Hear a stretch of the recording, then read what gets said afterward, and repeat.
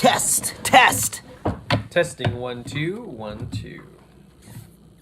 3. A-E-I-O-U. A-E-I-O-U. Sometimes Y. Sometimes Y. Did you ever have it sometimes Y and W? I swear that's what they taught me in grade No. 1. Like, sometimes Y and W. I went to a better school. Elementary school. All right. Hello And welcome to the March Patreon video. And we can do those silly mouths over top of it.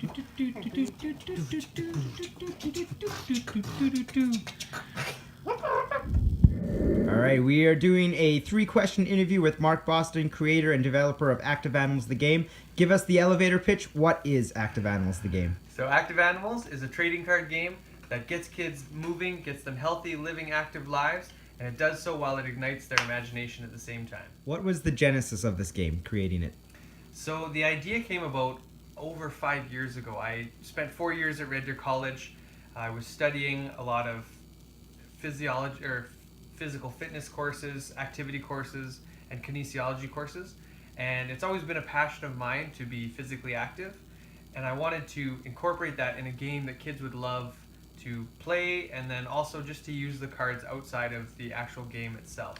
So it started about over 5 years ago. The idea started formulating in my head, and I think that's one thing people forget about often is that these ideas, when you have a new idea, it's going to take a lot of work.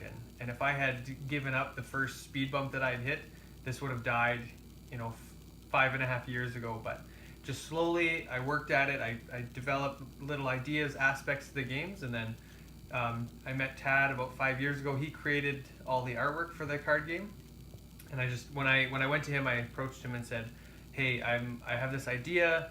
You've got the art skills. I've got the physical fitness skills. If we put our skills together, as my favorite movie star would say, we could do great things." And so from there, we slowly developed the game. It took that about two years to develop all the skills and the exercises and how they correlated and to make sure that the game was balanced. That took about 2.5 years, and I mean, even still, right up until the end, we were tweaking it. But the main idea took 2 years to develop.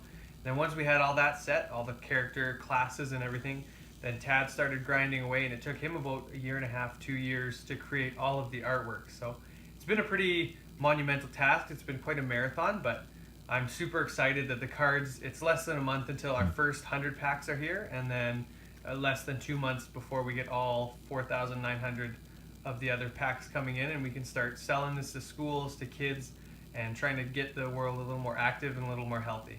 Question 3. Who is your favorite character currently in the first deck of cards? All right, so one of my heroes in the question before, I was kind of trying to do a play on some of their lines from the movie, but Nacho Libre is one of my favorite movies, and so I thought one of the characters that I'd love to have in this game would be a wrestler, and we kind of went with a luchador theme. So one of my absolute all-time favorite characters is this guy Falco, and he is a Peregrine Falcon, and he's also a luchador. So he's got the wrestling mask, and he's got some pretty sweet moves in the ring. And That's gotta be. Just want to cut you off. That's all good. That's why we work together well, because we're friends, and I can beat you up later. That's true. And what is your favorite card in the game, in this first deck? So my favorite item, health kind of card, is the Chains of Galdoth. That's the best one. The reason why I love this card is because we have so much more planned than just the card game. We want to create a whole world with characters that have their own stories, their own personalities, and their own histories. And there's going to be so many cards that are going to get incorporated into the stories where they're kind of like relics from ancient times, things like that, where these heroes go for journeys to try and gather certain items that have great value or great importance. And so the Chains of Galdoth is one of the coolest cards. It does a lot of damage to your opponent when you play it in the game. And then in the future, when we have a few more of our graphic novels, our stories that we've created and we've released to the public, they're going to come in and they're going to be an important part in some of the storylines. So that's why I love that card, is just the hidden history and the meaning behind it that you guys are going to find out about as the whole world develops and as we're able to share more of it as we go. Yes, and my favorite reason that's one of our favorite cards is also the practical reason of it. It's such a fun one to play. I played it in a game once, and so your opponent attacks you, or you attack them, and they have to do double the exercise and half the damage when they attack you. So it's like they think you've got you knocked out. Soul-crushing. Yeah, it was great. I love playing that card. So watch for that card. No, it would have been good. I felt jittery. Oh, the sound of it. All right, so as Mark was alluding to a little bit earlier, how the game is balanced, this is a little example of it. These are all the different subsets in the games of the different skills and activities that kids are going to have to do.